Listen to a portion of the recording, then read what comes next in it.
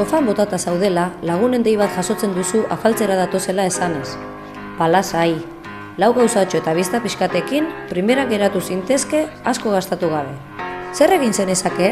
20 xerratan moztuta, hainbat gauza egin ditzazkezu. Zelan ikusten duzu xerra hauek tomatearekin igurtzi eta urdaiazpikoa, txanpinoiak edo hauntz gazta gehitzea? Edo zer jarrita ere, goxoa geratuko zaizu. Mini pizzak izango balira bezala. Gainetik hasta pixkat, oregano apur bat, gratinatu eta maira. Ikutu exotiko bat eman nahi badiozu, beste herrialdeetako jakiekin animatu. Erraza den eta gustoko izan ohi den zerbait? Nacho mexikarrak. Guacamole eta tomate pikantea bezalako saltxekin lagunduz gero, are hobeto. Eta gainera, plater polit baten jartzen badituzu, arrakasta ziurtatuta dago.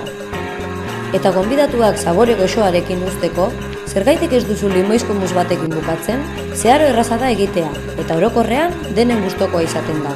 Zelan egin? Lau jogur natural, limoi baten zukua eta esne kondentsatua bol batera bota, ondo nahastu eta oskailuan sartu. Akabo, sinisten duzu? Ba probatu eta ikusiko duzu.